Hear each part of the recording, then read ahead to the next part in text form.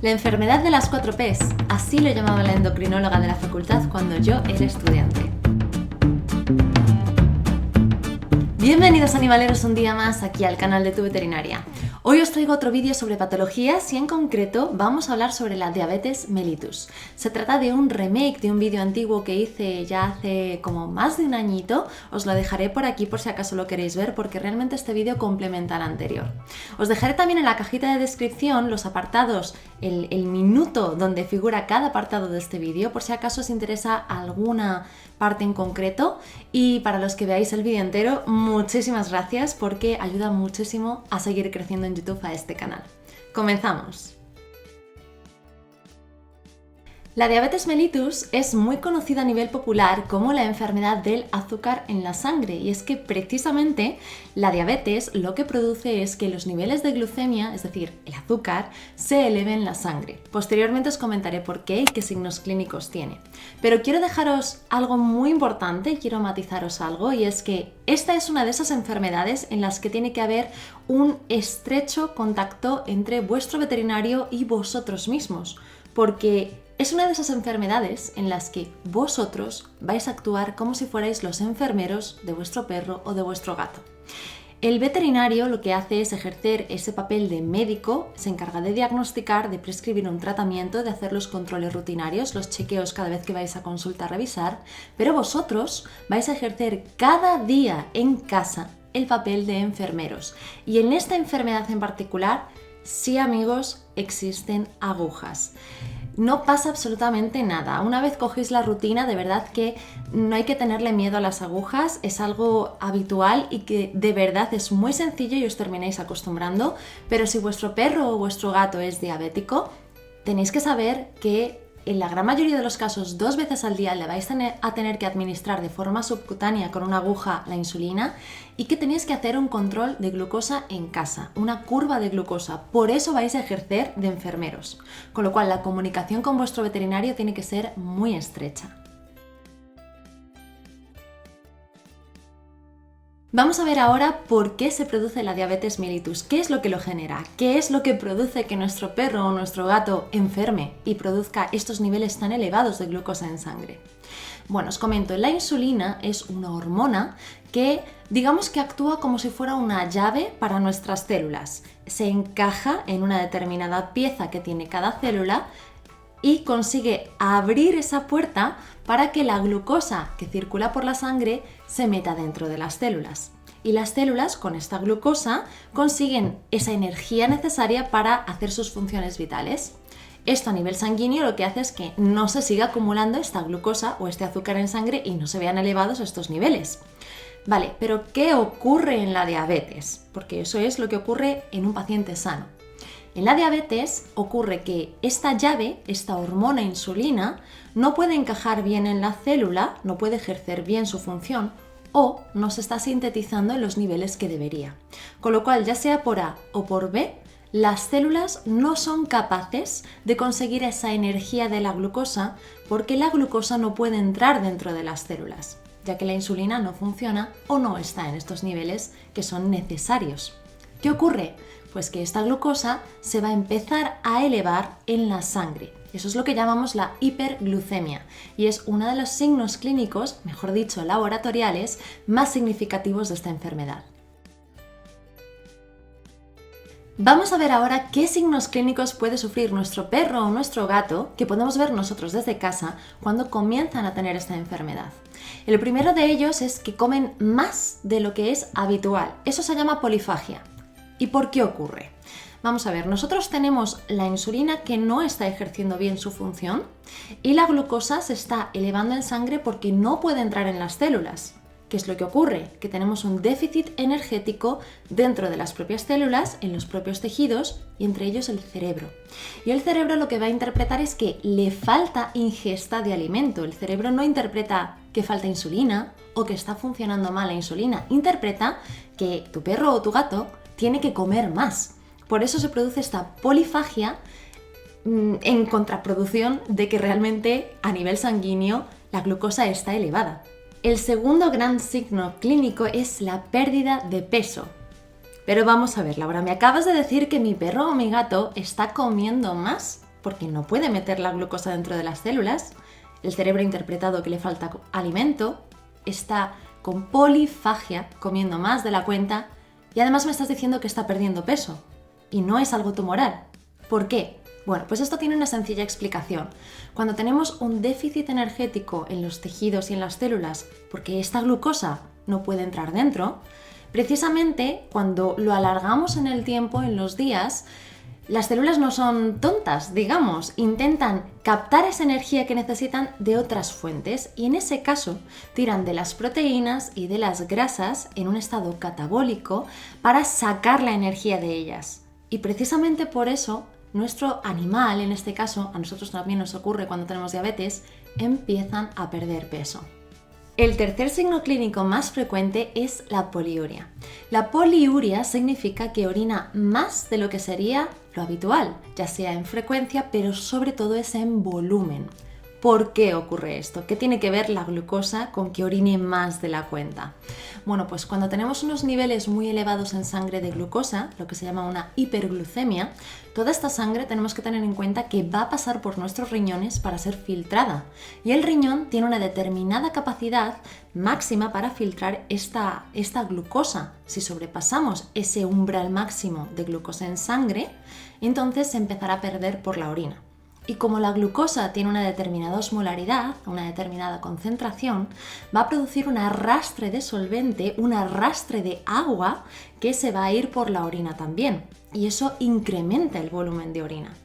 Os quiero matizar además que esta orina va a ser muy pegajosa porque precisamente está cargada de glucosa e incluso algún que otro propietario me ha comentado que ha visto cómo hay muchas hormigas que iban a la orina de su gato. Cuarto signo clínico más frecuente es la polidipsia, que es que beben más de lo habitual. Y eso obviamente está ligado con el anterior, con la poliuria. Si estamos orinando mucho más volumen del que sería lo normal, es normal que nosotros nos deshidratemos, que nuestro cerebro interprete que necesitamos más cantidad de agua y se incrementa esta sensación de sed, con lo cual la ingesta de agua también se ve aumentada. Eso es la polidipsia. Con estos 4 signos clínicos terminamos las 4 P's. Por eso os comentaba al principio que esta enfermedad se conoce en el mundo veterinario como la enfermedad de las 4 P's.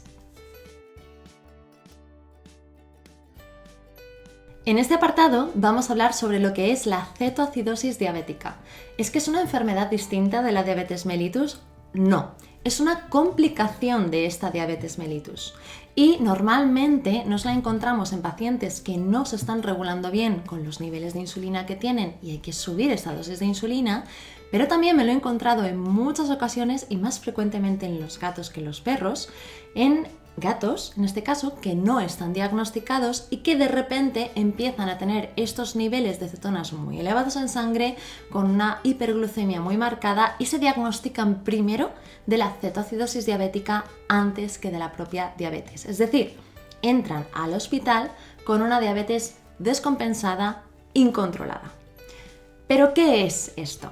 Bueno, cuando nosotros tenemos unos niveles de insulina muy bajitos durante mucho tiempo, un tiempo prolongado, que se nos empiezan a elevar los niveles de glucosa en sangre y los tejidos no son capaces de conseguir la energía de esta glucosa porque recordad que no puede entrar la glucosa dentro de los tejidos ni de las células, uno de los tejidos que más sufre es el cerebro, lógicamente necesita energía.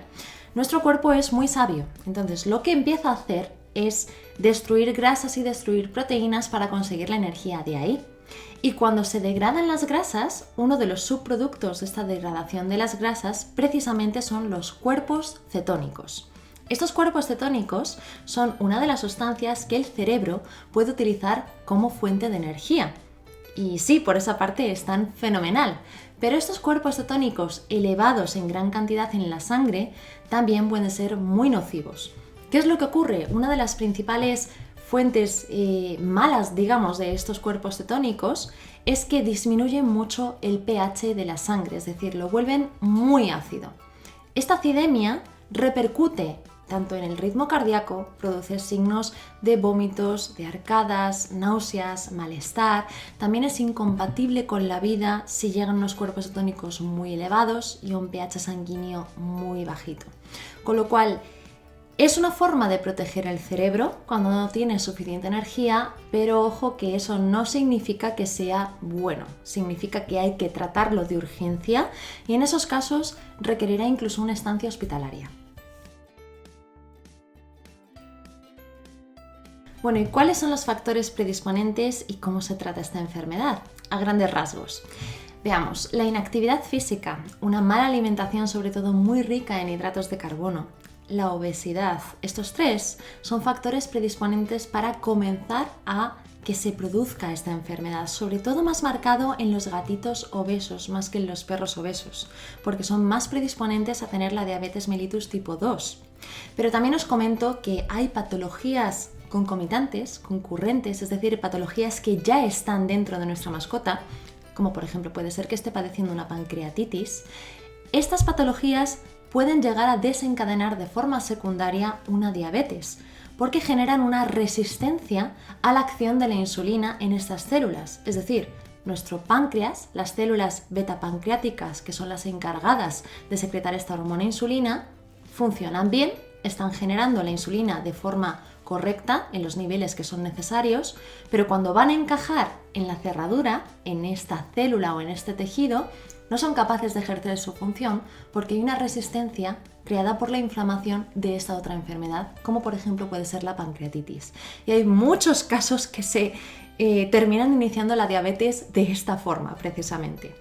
Muchos de estos casos pueden llegar a ser reversibles, pero los casos en los que se produce la destrucción de estas células beta-pancreáticas, esos casos ya no son reversibles y requerirán el tratamiento de la insulina de por vida.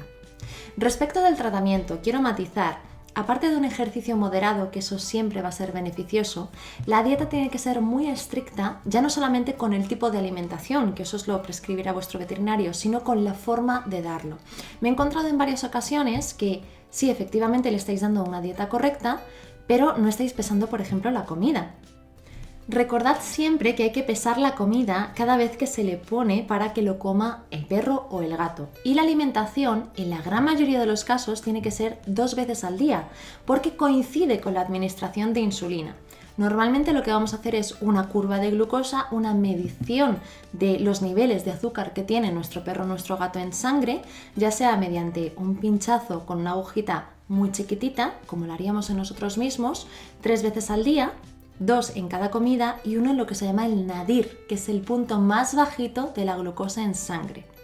Y en esos momentos hay que tomarle los niveles de glucosa, darle de comer la cantidad pesada en gramos que le corresponda y en función de lo que se coma, administrarle la dosis de insulina que sea necesaria en ese momento. Os quiero matizar también que existen distintos tipos de insulina. Haré creo que otro vídeo, porque además no es la primera vez que me lo pedís, de cómo se administra la insulina, cómo utilizar las distintas jeringas de insulina en unidades, porque efectivamente puede ser caótico, lo entiendo, y cuáles son estos distintos tipos de insulina, que no es lo mismo para perros que para gatos o para los distintos tipos de diabetes. Pues hasta aquí el vídeo de hoy, animaleros, espero que os haya gustado mucho. Si es así, dadme un buen like, suscribíos al canal si aún no estáis suscritos y dadle a la campanita de notificaciones para que YouTube os avise cada vez que subo un nuevo vídeo. Os mando un besazo enorme y os veo el siguiente domingo con un nuevo vídeo. Hasta luego, animaleros.